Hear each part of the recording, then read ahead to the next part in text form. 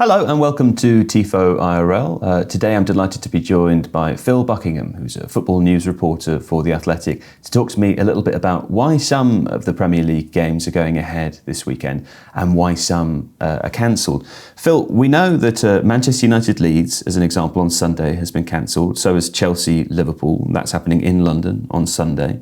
Of course, it's the Queen's funeral on Monday. But some other games, particularly some in London, are not cancelled at the weekends, and I'm a little unclear as to why some are and why some aren't. Can you clear that up for me?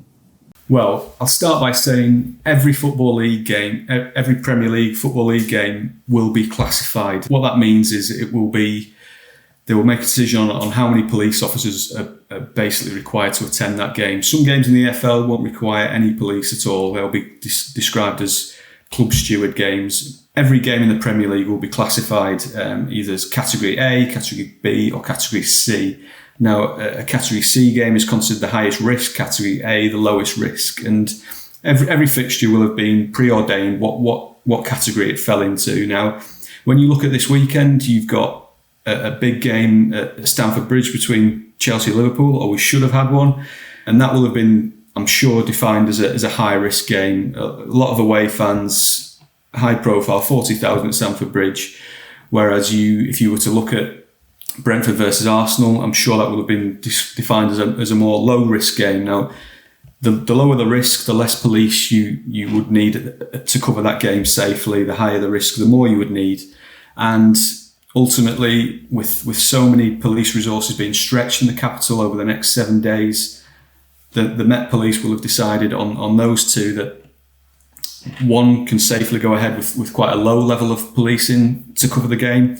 And a game like Chelsea and Liverpool is very difficult to stage without a high level of policing. And ultimately, they haven't got the resources at present to cover these games satisfactorily. Now, I guess the one that will leave people scratching their head most is that a game 200 miles away in Manchester can't go ahead. Well, a fixture like Manchester United versus Leeds United with a history of rivalry between the two fans, often trouble, flashpoints, violence around that fixture, that will have been the highest category available. Now when Leeds United last played Manchester United in February, West Yorkshire Police had an operation involving 900 police around that game at Elland Road.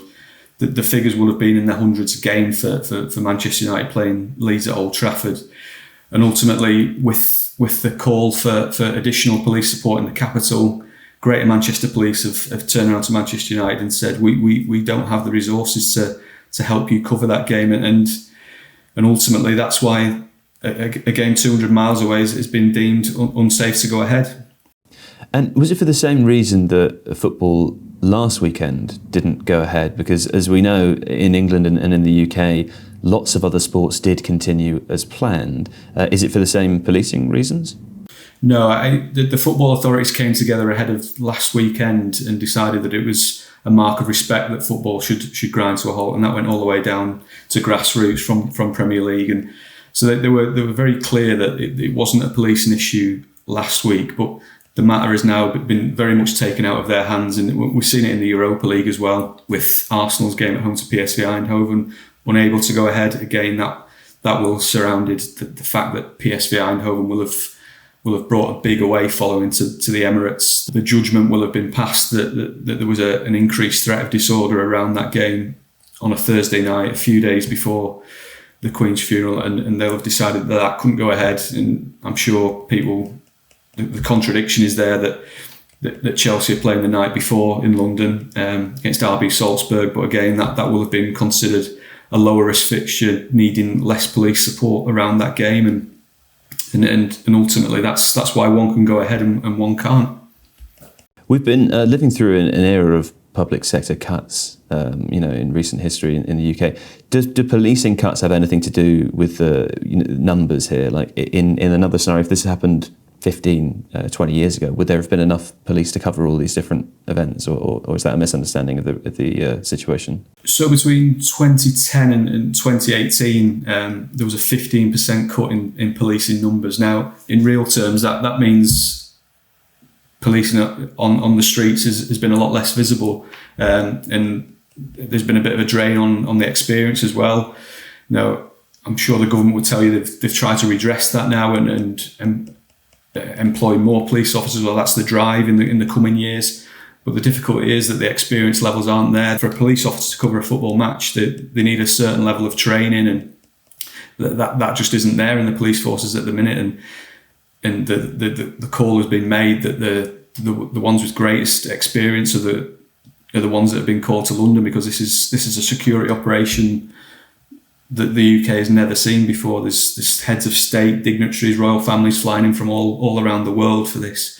There's going to be a million visitors to London, we're told, and that demands a certain level of policing. And whether it's Greater Manchester Police, Merseyside, West Midlands, all around the country, they've been drawn to the capital to make sure this passes without incident. And unfortunately, football can't expect to live in a bubble at times like these. Well, you've written an explainer about this for The Athletic's, Phil, so if you want to read it, you can find it under the title How Policing Numbers for the Queen's Funeral Have Impacted Football. There's a link in the description below if you'd like to read more about it. But Phil Buckingham, thanks very much for joining us. No problem.